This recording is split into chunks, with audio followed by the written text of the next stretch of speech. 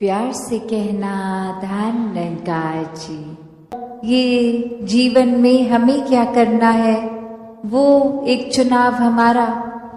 किस तरह अगर हम संसार में किसी से पूछेंगे कि एक सफल जीवन की परिभाषा आपके हिसाब से क्या है, तो कोई ये कह देगा कि कोई पढ़ाई लिखाई करके उपलब्धि, कोई कह देगा कि कोई ऊंचे पद पे रहना, कोई धन दौलत को एक सफलता जीवन की उससे जोड़ेगा। तो ऐसे अनेक परिभाषाएं इस संसार में इंसान दे देता है कि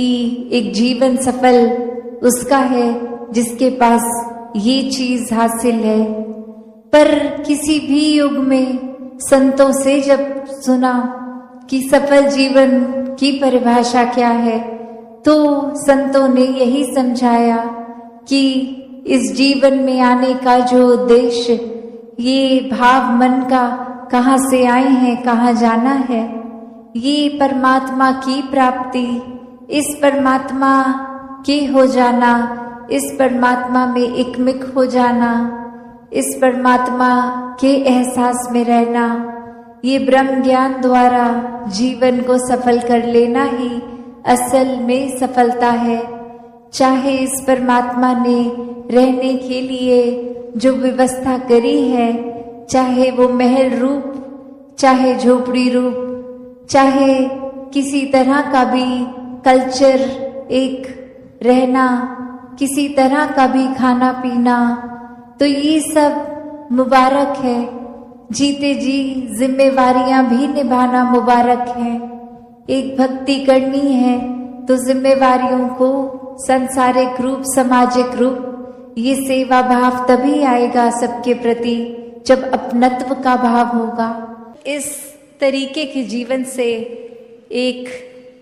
अपने जीवन का सुधार नहीं हो पाएगा।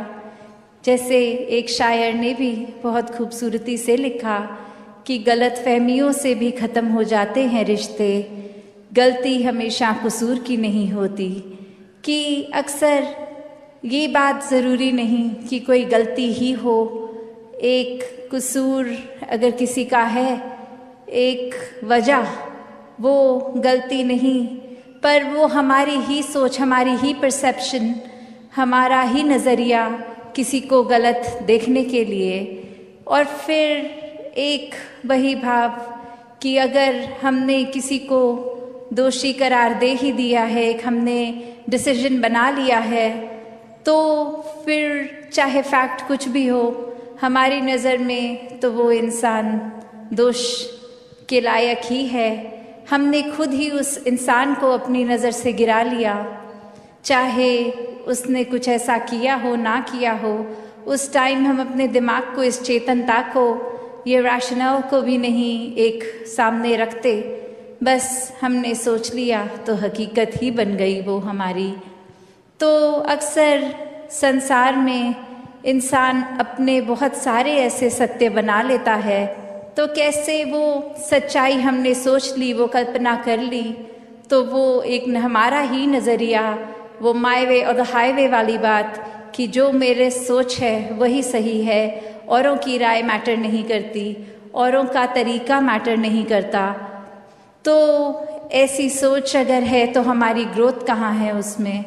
एक जीवन को फिर हमने इतना ही अपने आप, अपनी ईगो से भर लिया, अपनी सोच से, अपने माइंडसेट को ही एक सही मानकर,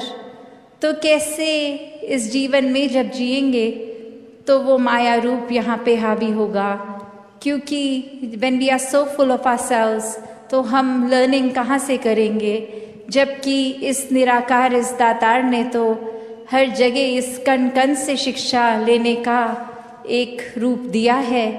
बस हमें वो रिसेप्टर बनना है कि ये हर जगह से जो शिक्षा मिल रही है उसको कैसे चैनलाइज किया जाए। बात इस शरीर की हो ही ना, जब बात सिर्फ इस शरीर के अंदर बसी आत्मा और अंग संग हर जगह बसे इस परमात्मा की हो, कि जब इस आत्मा की तड़प कि अपने असली रूप इस निराकार में मिलना है, इसका पता करना है, तो वो भाव एक ब्रह्म ज्ञान के प्रति एक रुझाव होना, एक हुए इसके ही एहसास में अगर रहा जाए तो ये परमात्मा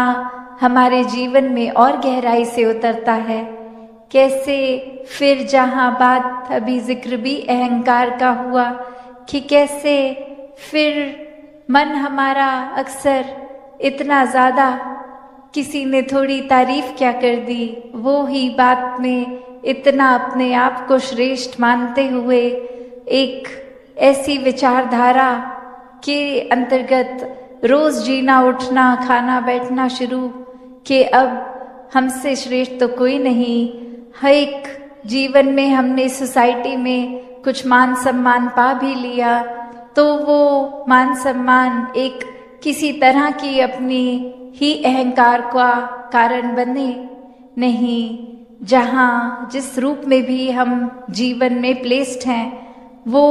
हमारे लिए अहंकार का कारण नहीं, विनम्रता का कारण होना चाहिए कि अगर कोई जिम्मेवारी किसी रूप में है, चाहे वो घर के ही छोटे यूनिट में जिस तरह का भी या समाज में या कोई भी,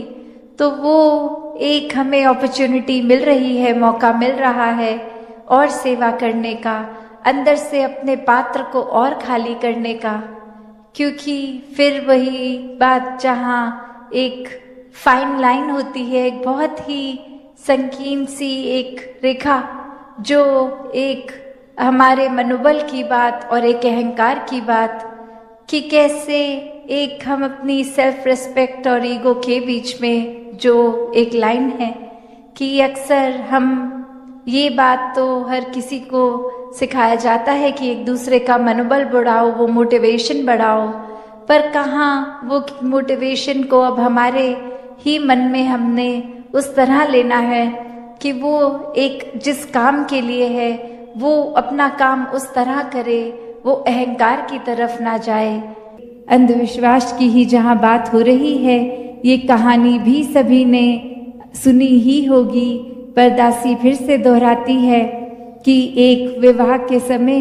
एक घर में शादी का माहौल और वहाँ एक सारे गेस्ट भी आए हैं, एक सारे अतिथि सब अब खाने के लिए तैयारी में, और वहाँ एक बिल्ली का बच्चा किसी की टांगों में आ रहा है, किसी के कपड़ों को उलझा रहा है, एक चलने में एक थोड़ी रुकावट आ रही है। और वहीं उस घर के बड़े बुजुर्ग ने उस समय के लिए एक टोकरी में उस बिल्ली के बच्चे को डाल दिया कि अतिथि जब चले जाएंगे तो वो बिल्ली का बच्चा निकाल लेंगे वापस बाहर, और तब तक कि किसी को कष्ट ना हो उसको एक साइड में बंद कर दिया। और वहीं वो विवाह का समय और नहीं बहू घर में प्रवेश करती है, उसने ये चीज़ देख ली कि एक टोकरी में बिल्ली का बच्चा है। और फिर आगे चल के जब वो बड़ी हुई और वो अपने घर में विवाह करवा रही अपने बच्चों का, तो अब उस समय एक इसको प्रथा ही मान लिया, अंधविश्वास ही मान लिया कि शायद एक बिल्ली का बच्चा टोकरी में होना शुभ होगा, इसीलिए शायद हमारे बड़ों ने किया होगा ऐसा हमारे विवाह के समय। और फिर एक बिल्ली ना होते हुए भी कहीं से वो बिल्ली अरेंज करवाई गई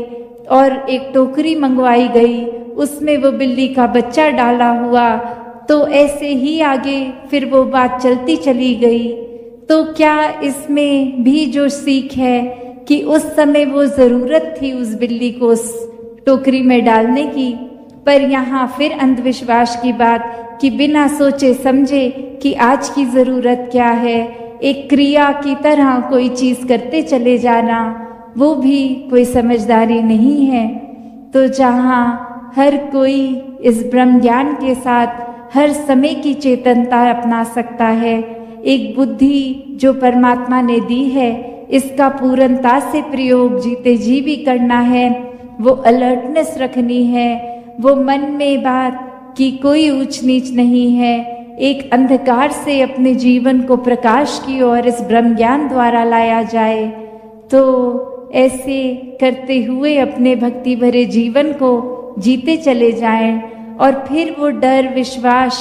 की जो बात है वो डर पे आधारित ना हो। ये विश्वास तो प्रेम का है, प्रेमा भक्ति का है, एक डर से नहीं कि इतने सालों से भक्ति कर रहे हैं, जीवन में तो धन दौलत नहीं आई अभी तक, एक शरीर की पीड़ा नहीं गई अभी तक।